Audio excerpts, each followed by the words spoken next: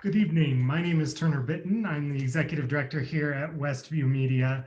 Thank you for tuning in to our latest Candid Candidates event. Tonight, we're joined by State Senator Luz Escamilla. Thanks for joining us, Senator.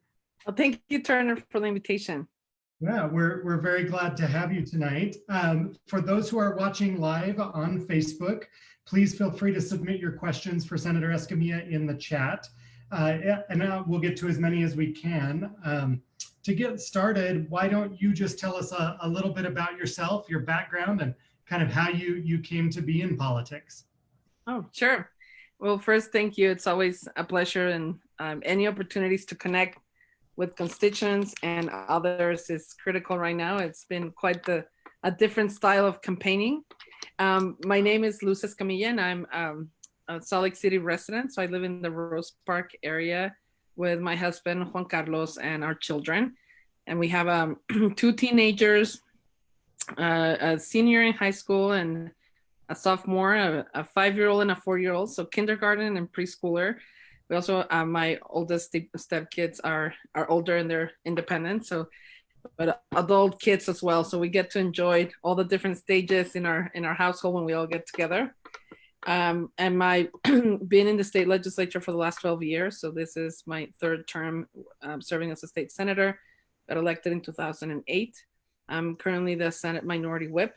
So I've been in leadership 11 out of the 12 years, been in the Senate leadership as part of the Senate Democratic Caucus. And it's been great. I mean, a great opportunity to just hands-on work on policy. And just a little bit of background, I graduated from the University of Utah, both my undergraduate in business marketing and a master's degree in public administration from the University of Utah. I've had an opportunity to work in state government. I had a chance to be the director for the State Office of Ethnic Affairs during the Huntsman administration. And then from there, went to the private sector and worked for close to 14 years at Science Bank. And I just recently left that position to enter into a startup, a small startup. I'm their chief operations officer. So I'm a COO of a small company at the south end of the valley.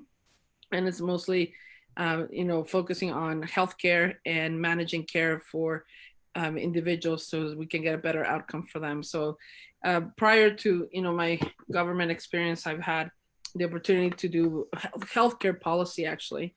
Was a policy analyst at Utah Issues, and also worked for the Disability Law Center and the Domestic Violence Council. So I've done a little bit of a lot of things. My brother called me the Homer Simpson of the family because I think I've had many jobs and they're all in different areas. And I think it's part of my personality. I love to learn and experience so I can be more helpful. And I, in terms of my district, I have the most diverse district, racial and ethnic perspective, the most diverse district in the state.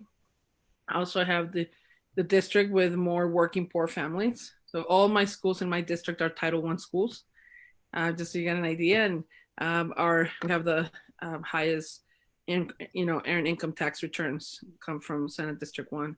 So I have a lot of working families that I feel have to have more, like stronger representation voices speaking on their behalf when it comes to the policies that we have, we address in the legislature. So I enjoyed mostly working on policy. And if I'm not doing that in a full-time job or taking care of my kiddos, I love Korean drama and Chinese dramas. So I love watching a lot of that in Korean K-pop. I mean, I have teenagers, so I had to learn what they were listening to and now follow BTS, which is like a worldwide sensation, right? So that's a little bit of myself. Well, thank you so much. And you are in the midst of a campaign, and I kind of asked the next 2 questions, what seems a little bit out of order, but I found that it's a good way to kind of get the conversation started. But what do you think, now that you've been there, did you say 3 terms, what is the most important role that the state Senate plays? That's a great question, Turner. So I will say there's one that is not discussed a lot, and that is the budget. I mean, we have to balance the budget every year. And for the last 7 to 8 years, I've been the lead person on the budget when it comes to the state budget and the Senate Democrats. And I've had a chance to, I mean, it's a lot of work trying to, manage a close to 18, it's a big budget in the billions of dollars. And we're struggling because we're heading towards a recession. So I came in when we were in the middle of a recession, right? I mean, 2008 hit recession. We had a better, our economy certainly got better. And now we're heading towards a worst recession, potentially the worst that we will see in our lifetime. And so budget and balancing that budget is probably one of the most important critical piece that the state legislature does. And as a state senator, I feel very, it's a huge responsibility. Not everyone understands. It's obviously, it requires a lot of, time. It's time consuming understanding the budget, but I feel that it's one of the most important things that we should discuss more. We just went through a whole tax reform process the last 2 years. And, the people of Utah spoke what they wanted with that. And then the legislature again went and did an override. And then of course came back. So, we taxes and the way how much of fiscally responsible we are. Education certainly is critical. So when you think about healthcare, education, which are criminal justice and those bigger issues, air quality, all have to have a tie to our budget, because that's how we fund some of these programs. If we're, how much tax incentives are we providing, or tax breaks, whether it's for, not only individuals, but corporations, is that impacting the way we manage the state? And so to me, the budget and balancing that budget is, if not one of the most important thing we do as a state legislators. Yeah, thank you. So with that, now that you know that important process, I'm wondering if you could share what motivated you to first run for office back in 2008, or for your current position, and then what kind of keeps you motivated and continuing. Yeah, that's a good question. So I think there were multiple things happening, and I certainly do not look like the vast majority of my colleagues in the legislature. I was the first Latina elected in the Senate, and the first immigrant ever elected into the legislature. I was, and the youngest at that point elected into the Senate. It was bringing a different voice. I mean, I believe that different voices and different perspectives certainly bring more richness to the conversation. And because I was coming from, and I had the experience of working in the executive branch, the idea, and prior to that, I was an advocate. So I had a chance to, to do a lot of the roles that many of you guys do now, of trying to get, information, advocacy work, lobbying legislators on issues related to Medicaid and healthcare for all, and health disparities, social determinants of health. All of this stuff that I was working 15 years ago, we're still working on some of these issues right now. So during that time, I was getting very frustrated with the idea that some of these families or individuals, communities their concerns were not being addressed. And part of it was that there was no one there that looked like them, or that had those experiences, that could actually relate to some of the issues, including women, right? I mean, not having enough women in the legislature certainly changes the outcome of some of the conversations related to health, health related to women, and other issues related to women. So to me, was a moment of frustration where I was like, instead of complaining, I wanted to do more. I was involved in other campaigns before. I mean, I've had help other candidates on local races and statewide races. So it was not necessarily completely foreign to me. But where I find that, because of my policy background, I'm fascinated by legislative process. I really love public policy. I'm a very data, I like to read data and policy work. So I find that to be the perfect fit for me in terms of my work. So I'm not, that's my husband. That's yeah, this is a new norm, family here. So, we've, I decided to do that. I mean, going to that run for office, it was not easy. I mean, jumping into a Senate race it's a large district. And with no experience, I was 29. So, certainly a different process and And we just feel really blessed that the people supported us. We worked really hard. There were a couple of issues that were very pertinent at that time, which haven't changed a lot, but it was healthcare. I mean, so I was knocking on doors. I walked my district twice that first time. I mean, I knocked on every single door twice. And it was a lot of hours in the evenings, and I will walk with my, she was 2.5-year-old baby. And, we would just walk in neighborhoods and talk to people. I wanted to hear what their issues were, what things mattered to them. A lot of issues related with autism, for example, during that time, and things have changed in 12 years, certainly. Air quality, which are still something that we're still working and trying to, improve. So to me, it was the issues that were very policy oriented that I could handle. And I knew I had, information on evidence-based and data-driven approaches to this that I wanted to bring forward into the legislature. Thank you. I'm going to give you a break for just a second. My next question is going to be what your proudest accomplishment is, but I want to give you a break for just a second and remind folks that are watching that if you have questions or would like to ask Senator Escamilla anything, please feel free to put it in the chat and we'll answer as many as we're able to get to.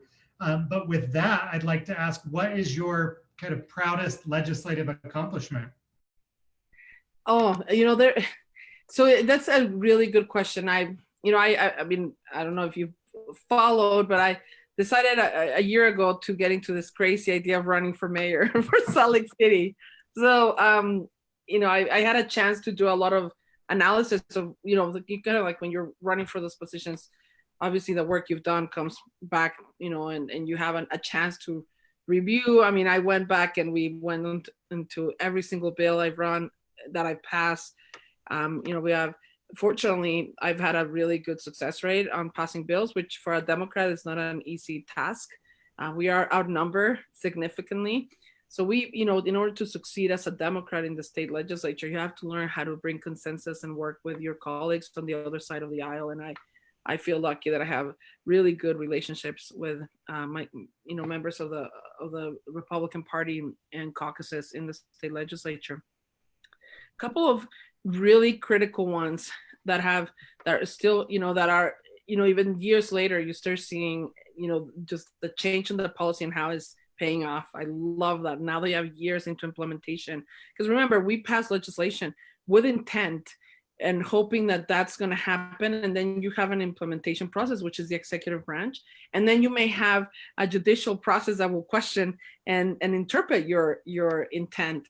So, as the longer you're there, the longer you see some of these products that you created, your babies in a way, going through this process. And so one, I've had a constitutional amendment to change some of our tax structure for our the men and women that are serving in the military, our veterans. And that was, believe it or not, it wasn't easy to pass the legislature. It was very successful because it went, as a constitutional amendment goes to the ballot. But that was really, I did a lot of work for veterans, and it's been really important to me to recognize the service and the sacrifices them and their families are doing for us to enjoy freedom and have this opportunity to have this conversation and not be afraid that stepping out of my house, something may happen, right?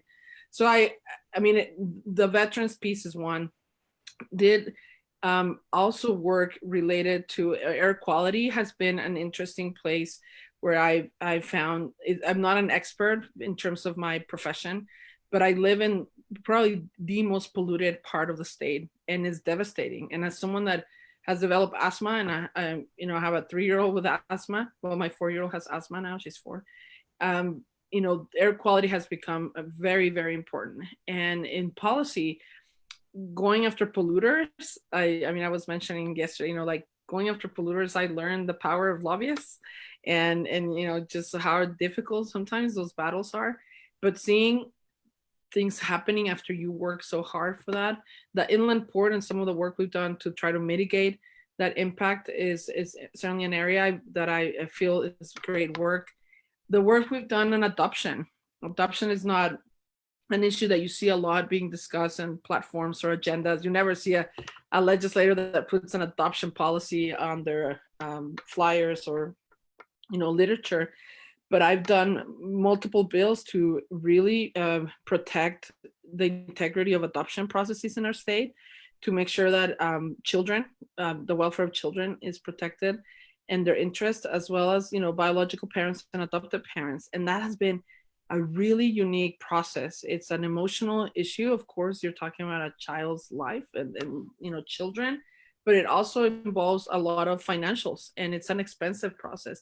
So work on, you know, adoption and fertility work, I mean, in terms of, you know, helping families access fertility treatments, has been pieces that are more personal to me, and that means a lot on the work I've done. So those are some of the issues. The anti-bullying bill, I mean, completely changing and bringing more teeth into bullying in our code, and how schools define bullying and hazing, where you include all communities and all children, has been also something that took me 4 years. And every year I have to make sure it gets protected, so we still protect the integrity of our children in our schools. Those are some, but yeah, there's a lot. I mean, I can talk forever. I love some of these bills, and I'll just mention one last one. In this last, we've had 7 special sessions, okay, since March, because obviously COVID-19 was something that, of course, makes us meet now more regularly as legislators, responding on issues, fiscal questions related to funding. But we had on a special session, the 5th one, we passed a legislation regarding the police reform related, regarding to the choking and using certain type of processes by the peace officers that could limit the ability of someone to breathe. And obviously this came out of the George Floyd case, and the country, of course, went into this, you know, a lot of protesting, a lot of conversations, which we needed, related to this important issue. And so I was a Senate co-sponsor with Senator Vickers, and there's only been 2 bills in the history of the legislature where you had 2 legislators, 2 senators co-sponsoring a bill. And we now have in statute, it's the only place in our code where we have criminal charges if a peace officer actually, you know, commits homicide, if they kill someone by, you know, limiting the ability for that person to breathe. So, I mean, a lot of hours working into this, but it's certainly one that I feel it was a great accomplishment, moving us towards the right direction in public policy. Thank you. You mentioned the inland port, and I know that there's probably not a single legislator that's done that whose A, district is impacted, and B, who has really dived into such a complex topic. And I just want to give you a chance to, whether you want to do that at a 10,000-foot view or a more local view, just talk about what that process has been like and kind of how you've engaged on the issue. Yeah, that's a great question. And it's certainly, we can spend hours on the inland port. And you mentioned something very important. It is an issue of process. I think part of the frustration of the constituency in District 1, and I'll now be speaking as a resident of District 1 and as a senator for this district, it's not, you know, and it's not necessarily this fight against, you know, a inland port. I mean, I think people have this idea that the people are against the inland port, they're against a port. No, I think the concern is, where are you locating the port, right? I mean, ports are by definition are very broad definitions, right? I mean, there's so much that you can do in a port. And obviously transportation and how we move, you know, the ability to move goods are critical. You know, I've been in the private sector where I recognize that we have an Amazon. I mean, like, how many of you have received Amazon items during this COVID-19, right? How many times a week do you get them? So we all are consumers of this process, and having goods move from one place to another. The technology can help us be better on the way we do that, right? Electric vehicles. I mean, how much do we want to see our environmental being impacted? But with regards to the inland port specific to this area, is the process, the way the community got engaged, a community that will have a direct impact. So yeah, the whole state and the whole region probably will see an impact with an inland port as big as what it's expected that we're going to have. We do have the airport. So, you know, what we need to understand is the history. There's always been an interest because of the airport and where it's located to have development in this area. This is the northwest quadrant of Salt Lake City that I'm talking about.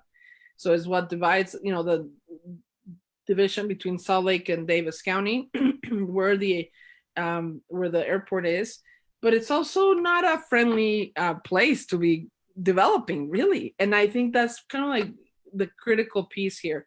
And people, there were local decisions at local level government that were made that allowed for the state legislature to come in and really take over. So it's not about blaming at this point, but it's really about finding the responsibility of the different roles of government, and how I think in this case did not help, right? And now we have this situation that we're dealing with. So when Salt Lake City changes the zoning of that area from a farming zoning of a farm, right, to now, industrial, I think it's M2, I believe. Now you're shifting a whole conversation. Now that piece of land becomes a pretty expensive piece of land, and now it's competitive, right, in terms of growth.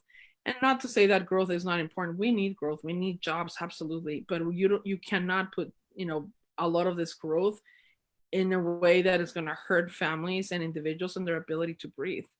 And so I think there was a lot of interest, a lot of people saying, look, if the city's not going to move fast enough, then the state came in and took over. There was conversations not only related to the environment, but conversations related to, local government versus state government. I mean, whose local control issues. There was really bad policy that was passed initially that, with time has changed, and there's been other negotiations. But I can tell you now, as a resident, the public and the community in this district felt as a second-class citizens, where, because of a economic interest, they really didn't care about them and their families and their children and the kids that go to school and that are going to be impacted. So this community was angry. I've never seen them so active and so upset about something like this issue. And we've had a lot of issues in my experience that I've been active in politics. And the inland port is one where they just feel like they were completely undermined and disregarded as a community and as as families. So they organized. There was actually, out of this, there was the creation of the West Side Coalition. I mean, a lot of things, good things happened too through this, organizing and communities coming together. Is it perfect where it is? No. Is it better than where it was when it started? Absolutely. We've also passed legislation where we're now monitoring air quality and water quality. And that was one of the bills I passed, where we don't have a baseline. So right now, whether we say, oh, how much pollution or how much impact it's having, we wouldn't even know if we're not actually, collecting the data. So we created a baseline. Those monitors are up and running, and now we're having data that we can, use as things start developing, because you want to collect data now before we develop, not after the development. So I'm excited for that part. And also we're including the airport. I mean, we just built a new terminal in the airport, and we cannot just, we can't ignore the fact that the airport is certainly also a polluter. And in those planes pollute, a lot. So it's not only, I know there was this, the state legislature just to cover. True to some of that, there is certainly truth to that, but I think there's more to what happened. And I believe in shared accountability. And this is more than just the state. I think the city and the county also have to have some type of involvement where we all share responsibility and move this forward. I don't know that you can have 100% emissions free, port. I don't see how. I mean, maybe 100 years from now, but I'm hoping that we're moving towards more of electric, whether it's rail or vehicles. I mean, if we're gonna have 1,000 more semis coming our way, imagine 1,000 more semis on 215 and I-15, this I-80 component. Can we have them be, where there's emissions free? I mean, like where they're electric. I mean, what can we do? And that's expensive. That type of infrastructure is very expensive. So there's that, and then you obviously have the state prison. I mean, the state prison became part of that conversation. And I think the state prison was the very first thing that was a huge mistake, to build a state prison, and it's already sinking as we speak. I mean, we haven't even opened the state prison. It's already having problems. Just because you're developing on top of water is probably not, again, I'm not an architect or an engineer, but it's pretty common knowledge that that thing is gonna, it's just not a good place. That's why they haven't developed before. So anyways, it's expensive, and we are gonna have to bring a lot of infrastructure to make it so it doesn't have a lot of impact. But birds are being impacted already. I mean, it's a bird sanctuary, and there were some protections into some of those areas, but not, it's not, I don't think it's perfect by no means. And I voted against all of them, spoke against them, but I've also brought legislation to try to mitigate as much as possible, and we passed 2 bills on that. Thank you. I'm going to give you a break because I know that was a long question. And just remind folks who are watching live, if you have questions for Senator Escamilla, please feel free to put them in the chat, and we'll get to as many as we can. Shifting gears a little bit to focus on the COVID crisis. The West Side has been disproportionately impacted by it. And I think all of us here on the West Side have been somewhat inspired by the work of you and Representative Hollins and Romero in leading out on the COVID response. And just want to give you an opportunity to talk about that and the different projects that have come about because of the COVID crisis. Yeah, so COVID-19, I mean, for some of us, we knew this was going to be how it was going to disproportionately impact communities of color. I think it has been also an eye-opener for many in terms of the social determinants of health and those systemic issues that are making it very difficult for certain groups and communities to succeed and overcome some of this, in this case, a pandemic. So when this happened, as I was, in my own COVID fight, as someone that got COVID right after the session ended. So immediately, my only connection was the legislature, where we've had thousands of people at the Capitol. I literally got it 2 days after, I started feeling sick after the session ended. So, at that point, it was pretty clear to me how unprepared we were, and we still are as a country. And at that point, I felt for all those families that were going to be in a situation where, for them, maybe their housing question was, either I work or I lose my housing, right? I mean, for many families, this is their reality. How can they isolate for 14 days in quarantine, potentially longer? If more of their family members have it, you can potentially be in quarantine for longer periods of time. And then food security. So we were in the middle of leaving the session, dealing with a pandemic. We had a shutdown and lockdown as I'm recovering with my family, and I had Representative Romero, which is a good friend, and Representative Hollins that will bring food, and I had a good support system that was providing assistance to us as we were struggling with this. Our concern was those other families that were afraid or needed to work. They were essential workers, so they were already in the workforce and they couldn't do that, or they have multiple families living in dwelling questions, like in housing, one bathroom. How do you quarantine or isolate with one bathroom and 10 people in a house? So those realities, and they're not only related to communities of color. I mean, these are working poor families issues. So we wanted to be proactive. So we needed, the way I saw this, because it was kind of like my idea, and then I was able to get all my colleagues to help me, including appropriation of funding, because there were a lot of programs that were out there. I mean, the federal government was responding to them, but we needed a way to deliver. I mean, it's how do you become effective in delivering this information? Who will be the messenger? It was the key part, was who's the messenger, the right messenger for communities that are more vulnerable, that end up being the hotspots, those huge numbers. Hispanic Latinos in Utah were at 30% positive rate when they're only 14% of the population. I mean, how they were the 30% of the positive cases and they're only 14%. They were doubling those numbers. I mean, it was pretty scary. And they were mostly in our zip codes of our district. So we got together and we brought, obviously, public health experts. And we knew that the correct messenger was a community health worker. We call them almost like a cultural broker. They become the ones that already have established relationships with those communities. They know them, they trust them. So they will go to those communities, bring the information, and also help them get to programs and make sure that those families were isolating, quarantining in a safe and in an effective way so they can get better and get back to the workforce, which is where they want to be, but they're not putting more people in danger. So we created the community, it's COVID Community Partnership, and we have multiple partners. Department of Health, Office of Health Disparities. This is all data-driven, evidence-based. We have an amazing data that we're collecting internally. This is exciting because it's going to help us in the future. We have best practices, and we also have, Salt Lake County, Salt Lake City, in terms of the food security. How do you guarantee food security to many of these families? If you're in quarantine and isolation, you can't go to the food pantry to pick up food. You're not supposed to, and you don't want them there, right?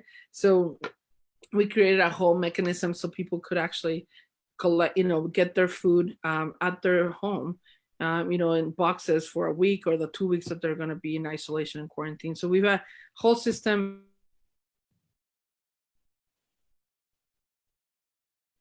Community health workers deployed across the state of Utah. And I think it's one of the best things that I've been involved with. Thank you. I just want to remind folks who are watching live on Facebook, we're running toward the end of my prepared questions. So if you have some that you've been sitting on, please feel free to submit them in the chat.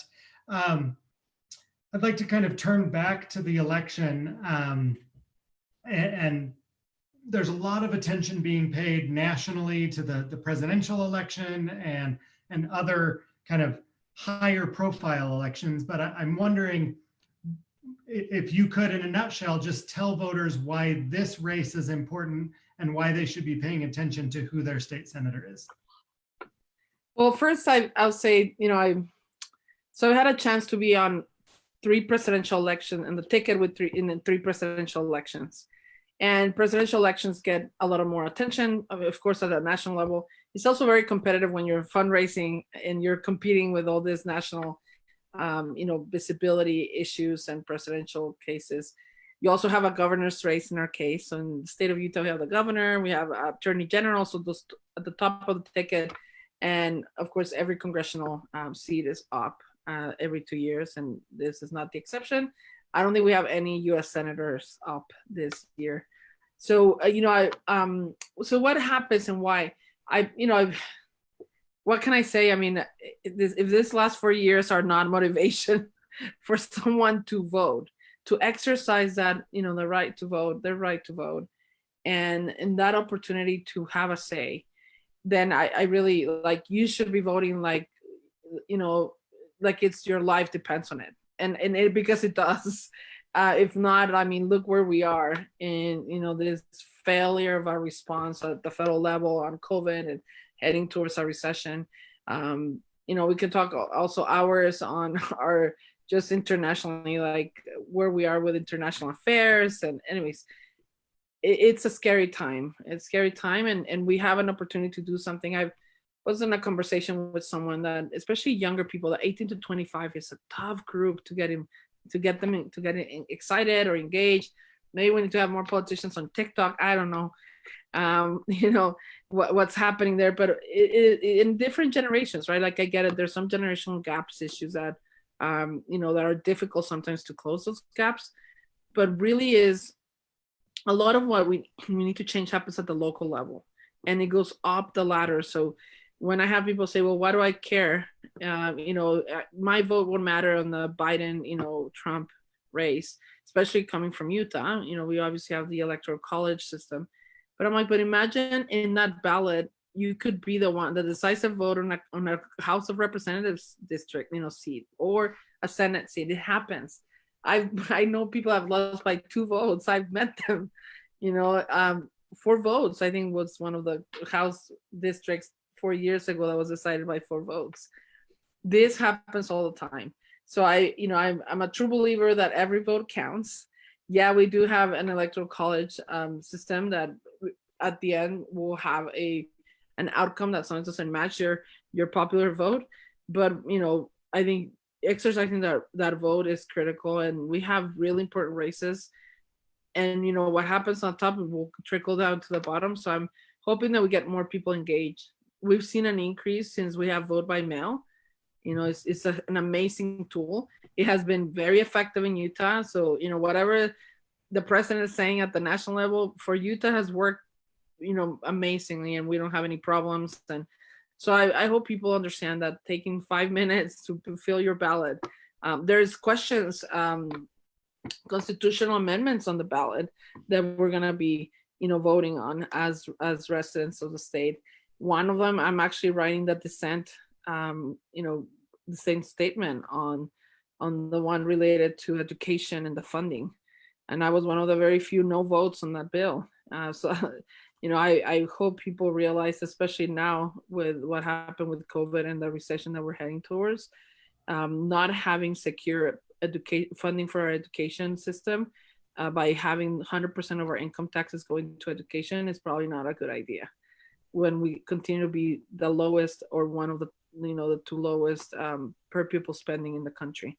So I posted on that, just on that, from that perspective, like, we don't do enough. We cannot be cutting that and saying that now we're gonna, even though the other programs and services are critical, we should not be touching our public education funding. So, you're gonna have constitutional questions on the ballot, and this is probably one of the most important ones. So I'm hoping people get motivated by those issues that will affect them on their daily life. Thank you. And I think this would be a good opportunity to say that vote by mail is secure, effective, and inclusive. And if you aren't registered to vote, you can go to vote.utah.gov, and the voter registration deadline to receive your ballot by mail is October 23rd. So be sure to get out, to go to vote.utah.gov and register to vote. The last question, or second to last question that I have for you is, how can folks find out more information about your race? What's your website? How can they contact you? That kind of information. So luzforutah.com, and it could be for FOR or for number 4, utah.com. And I'm in, Twitter, and I should know my handles, and I don't, but I mean, I think it's Senator Luz in Twitter, Instagram, and of course Facebook. So I'm there. Some people are more active on social media, and we're as legislators, we're part-time legislators and citizen legislature. We have full-time jobs on the side, and so, but I try to be as active as I can, especially on Twitter. So and Facebook. So you guys can find me there. But luzforutah.com is our website. We're asking people if they're interested in putting signs. We will love, you guys can DM or message me directly, and we will get you guys those signs as soon as possible. We're at less than 5 weeks away from an election, but who's counting? I am. Just excited for this election cycle to be over. I mean, it is 2020, so I don't take any vote for granted, and I'm coming from a very exhausting and long election cycle last year with a mayoral race, but very, very excited. I love being a state senator, and it's been certainly a very rewarding as a public service, doing public service in this capacity. And I'm looking forward to continue serving the great people of District 1. Thank you. The last question I have for you is, was there any topic or question I should have brought up today that I didn't? No, Turner, you actually do your homework well. I mean, the importance of voting again, and to talk to your legislators. Right now, there's a lot of anxiety and anger almost on the way different governments have handled, this COVID-19. We're seeing a spike, a very unfortunate spike on our cases. And that's going to create probably more turmoil in the next couple of months. And we are not even in winter, right? We need to keep in mind that flu season is coming, and that's going to exacerbate COVID-19. So if you think we're having it bad, just wait. And I'm hoping, I guess for me right now, it's been a difficult year, I think, for most Americans, the world as a whole, that we also take a minute to, count our blessings in a way and unite as a community. It's very unfortunate what just happened with the presidential debate. It was painful. Not only is it painful because, we look pretty bad, I think, as a nation, but it's painful because, we're seeing a lot of divisiveness and and some people may enjoy that, but I think most Americans don't like that. That's not who we are. And I'm hoping that also with the end of this year, which is, everybody's kind of like counting the days because it's been such a brutal year, that we also, kind of like sit and put some thinking into what we want to be like, and that divisiveness is not helping. We need to work together. At the end, I think we all most of us want the same for our families. We want the American dream. We want opportunity so we can succeed, and they can succeed, our children and our grandkids. And I'm sure we can find consensus on how do we get there. We're not going to agree all the time. I'm happy to agree to disagree with people. I just want to do it in a respectful way. So I encourage people that the next 5 weeks that are going to be intense, and people are intensely campaigning, and it's very excited. It's exciting, and it's excited for many that we do it in a respectful manner. So, we don't disrespect the constituents and the positions that we're seeking to represent. Thank you. Before we end, we did get one audience question, and I believe the name is Anna, and she asked, voting is, I'm paraphrasing, but voting is restricted to citizens, but how can immigrants who can't vote still get involved in the legislative process and in the election? Correct, and that's a good question. So yeah, you're absolutely right. So, the right to vote, it's only available for U.S. citizens, and then legal permanent residents can get involved in campaigning. They can make a contribution. So if you're a legal permanent resident, you can do that. Of course, citizens can do that as well. But for many that are maybe in a different status through that process, that their ability to talk to their elected officials, they do represent them. I mean, that, the legislature represents those districts. And if you're a resident of that district, you're a constituent of that legislator, certainly engage. It's easier to engage during the session. Is very, it's kind of like crisis, and it's hard to get involved. You're getting thousands of emails a day. This is the best time to get involved and get to meet your elected official, especially the legislator. So send them an email, text them. Our phone numbers are public on the legislature website. And I've known most of my colleagues respond. We are engaged and we want to respond. And the other way you can get involved in campaigning, again, with those limited restrictions. If you're for financial purposes, only U.S. citizens and legal permanent residents can contribute. But I mean, I've known people that maybe international students or others that, are helping, putting envelopes or putting signs, making phone calls. I mean, right now, because of how limited the ability to knock on doors and everything else, most of our work is virtual through a lot of Facebook, Zoom meetings and making phone calls. So phone banking is critical. And I know I had many phone banks, we did a lot of phone banking during the mayoral race, and now our phone banking has scaled down significantly because it's obviously a very smaller district with, Senate district versus a city. But I encourage people to do that. And I'm sure there's multiple, campaigns that are looking for volunteers that could help them through that process. Thank you. I haven't seen any additional audience questions come in, so I'd like to give you just a last chance for a final statement, and we'll go ahead and end.